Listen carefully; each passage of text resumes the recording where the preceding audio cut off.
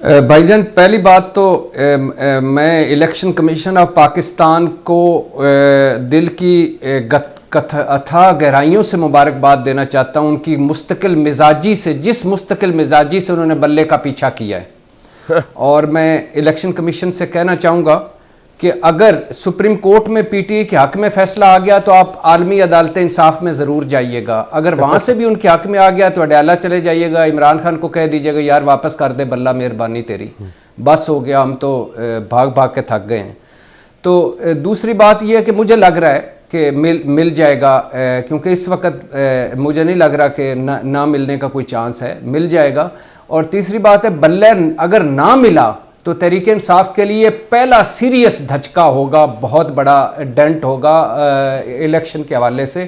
ابھی تک جو ان کی مقبولیت یا ووٹ بینک ان کے ساتھ ہے وہ ہے، لیکن بلہ اگر نہ ملا تو بہت بڑا پرابلم ہوگا. اگر بلہ مل گیا تو یہ بہت بڑا بوسٹ ہوگا تحریک انصاف کے لیے. ایک وہ ہوگی، ایک نیو لائف لائن ہوگی. اس کے باوجود کہ عمران خان جیل میں ہے اور پارٹی تتر بتر ہو چکی ہے، جو امیدوار بھی ہوئے ان کو کم از کم 8 فروری کو تحریک انصاف کا ووٹر ووٹ ڈال سکے گا اگر بلہ پاس ہوا تو.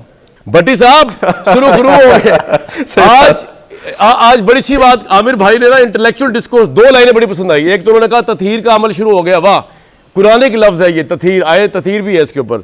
اور دوسری جو بات ہے نا کہ سرخرو ہو گئے نواز شریف، اور وہ لوگ جنہوں نے ان کو ڈارک جسٹس کے تحت ان کے سال ضائع کیے، جلا وطن کیا، جیلوں میں ڈالا، وہ آج خود استعفیٰ دے کے جا رہی. تو انصاف ہے آپ کو نظر کیوں نہیں آ رہا بھٹی؟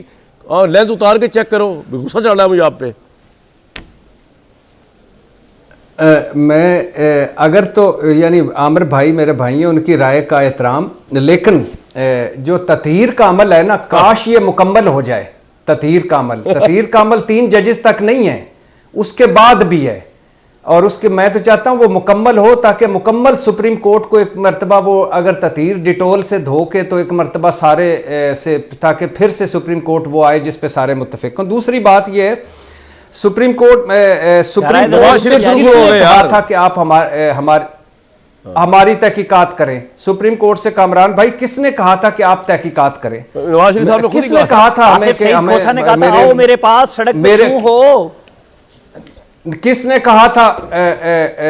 کہا تھا کامران بھائی کہ میں کیا، میرے بچوں پر بھی الزام آیا میں گھر چلا جاؤں گا؟ یہ آصف سعید کھوسہ نے کہا. آصف سعید کھوسہ نے قومی اسمبلی میں تقریر کی تھی، جناب اسپیکر یہ ہیں وہ ذرائع. کوئی آیا الزام؟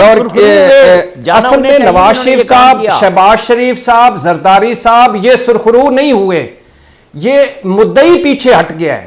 کیس جن کا تھا وہ پیچھے ہٹ گئے. نیب، ایف آئی اے، حکومت پاکستان تو بری ہوتے جا رہے ہیں، ہو جائیں، کوئی ایشو نہیں ہے.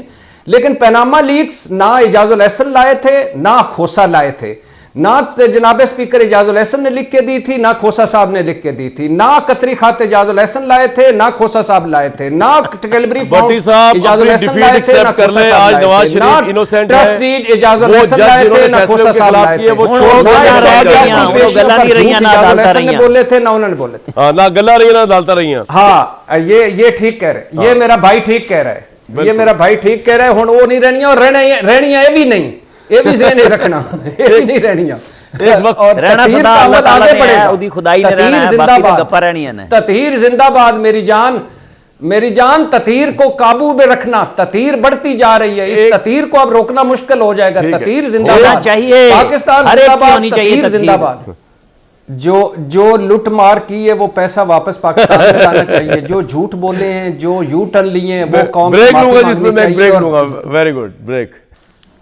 دیکھیے مجھے تو میں اور مظہر بھائی پہلے بھی ایک پروگرام میں تھے، مجھے تو جسٹس مظاہر علی اکبر نقوی کے استعفے پر بھی حیرانی ہوئی. بڑے اہم فیصلے انہوں نے کیے. دبنگ جج تھے، الطاف حسین والی پابندی، پرویز مشرف کی سزا ختم.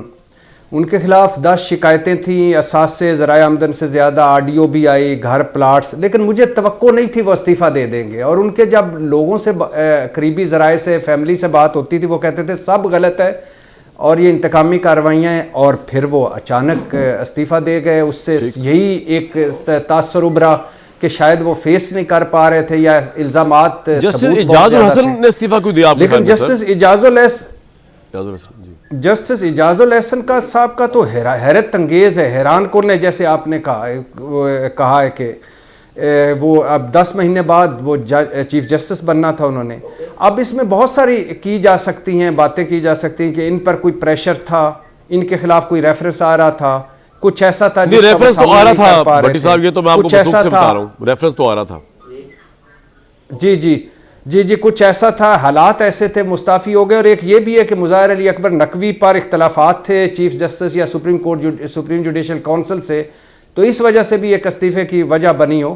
لیکن یہاں میں یہ ضرور کہنا چاہوں گا کہ اگر مظاہر علی اکبر نقوی صاحب نے صرف اس وجہ سے استعفیٰ دیا ہے کہ وہ بحیثیت جج نہیں سامنا کر پا رہے تھے, اور اعجاز الاحسن صاحب نے اس وجہ سے استعفیٰ دیا ہے کہ وہ بحیثیت جج سامنا نہیں کرنا چاہ رہے تھے, تو ان کی تحقیقات ہونی چاہیے, رکنی نہیں چاہیے. یہ استعفے سے بات ختم نہیں ہونی چاہیے. لیکن یہ بھی ذہنوں میں رہنا چاہیے کہ پچھلے سال بھر سے ان ججز کے خلاف جو ایک منظم مہم چلی, کردار, کنڈکٹ خاندانوں تک بات پہنچی, متعصب جج, سازشی جج, عمران خان کے سہولت کار جج, ایماندار جج نہیں عمراندار جج, اور اس طرح کے اور بہت ساری سیاسی جلسوں میں ہوئی جس پہ توہین عدالت لگنی چاہیے تھی, نہیں لگی, وہ بھی پریشر ہو سکتا ہے. اور اگر ہم اس کو, یہ ان کے فیصلے ہیں, اس میں ظاہر ہے آج تو پیناما لیکس سے جرم ہو گیا ہے.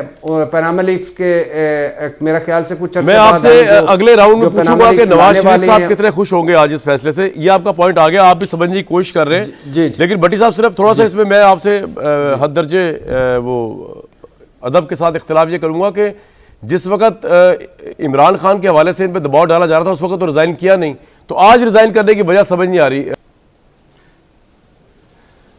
دیکھیے پہلی بات تو یہ کہ بالکل انویسٹیگیشن ہونی چاہیے, اور بالکل میں اگر کوئی ریفرنس آ رہا تھا یا اگر سپریم کورٹ میں ان کے اختلافات زیادہ ہو گئے تھے یا جو بھی ہوا تھا, ان کو سپریم کورٹ میں انویسٹیگیشن ہونی چاہیے. اور نقوی صاحب ہوں یا اعجاز الاحسن صاحب ہوں, اگر کوئی بھی الزام ہے تو اس کو استعفے سے رکنا نہیں چاہیے, پہلی بات.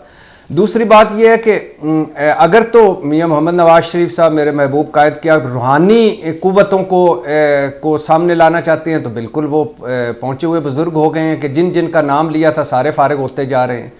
اور اگر آپ یہ کہنا چاہتے ہیں کہ یہ ان کی کوئی وہ ہے, اس میں ان کے کوئی عملی طور پہ کوئی کردار ہے, تو وہ لگ نہیں رہا. اور اگر کوئی ہے نہیں, میں کہہ رہا ہوں اس سے فائدہ لیکن تو ہوگا نا ان کے بیانیے کو, اور ان کو ایک تقویت ملے گی, کیونکہ وہ کہہ رہے تھے نا کہ ابھی بھی سہولت کاری ہو رہی ہے, تو وہ عدالت کی طرف زیادہ اشارہ کر رہے تھے نا, جسٹس اعجاز کی طرف اشارہ کیا کرتے تھے وہ. دیکھیے اس کے دو دیکھیں, ابھی سب سے پہلے تو جسٹس نقوی اور جسٹس میں پھر کہہ رہا ہوں کہ اعجاز الاحسن کی تحقیقات ہونی چاہیے, اور پر پتہ چلے گا کہ کیا سچویشن ہے. نمبر ٹو اب اس کے دو پہلو ہیں. پہلا ہے پیناما لیکس. پیناما لیکس نہ کوئی جج لایا تھا نہ کوئی جرنیل لایا تھا. پیناما لیکس لیکن اور نہ کوئی کسی نے روکا تھا کہ آپ ثبوت دیں یا نہ دیں, نہ کسی نے روکا تھا کہ آپ پیش ہوں نہ ہوں. لیکن آج انفارچونیٹلی صورتحال یہ کہ پیناما جی آئی ٹی والے ہوں, پیناما ججز ہوں, مانیٹرنگ ججز ہوں, سارے وہ سب مجرم ہیں, اور پیناما لیکس والے جو ملزم اور مجرم تھے وہ سب معصوم ہیں. ایک تو یہ پہلو ہے. دوسرا پہلو یہ ہے کہ سب کچھ عدالتوں میں ہے پچھلے 1.5-2 سال سے. فار ایگزامپل اسمبلیاں صحیح ٹوٹیں یا غلط, عدالتوں میں. وزیر اعظم کا فیصلہ وہ بھی عدلیہ نے کیا, وزیر اعلیٰ کا فیصلہ عدلیہ نے کیا, گورنر کا معاملہ عدلیہ میں آیا, وزیر اعلیٰ اعتماد کا ووٹ عدلیہ, 2 صوبوں کا الیکشن عدلیہ, مرکز میں انتخابات عدلیہ, نیب ترامیم, پریکٹس اینڈ پروسیجر ایکٹ. تو لہٰذا یہ ہے کہ جب فیصلے آئیں گے فیصلے حق میں بھی آئیں گے, فیصلے خلاف بھی آئیں گے. پوائنٹ آ گیا سر آپ کا, بالکل ٹھیک ہے. اس کا ایک دھڑا صحیح ہوگا یا غلط ہوگا. اور دوسری بات یہ کہ اگر یہ آپ فرض کر لیتے ہیں, مان لیتے ہیں کہ یہ تھے عمراندار ججز, تو پھر کچھ شریف ججز بھی ہوں گے.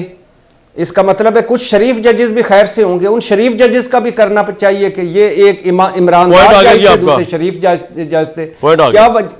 کیا وجہ ہے کہ ادھر جا کے ان کو ہوتی ہے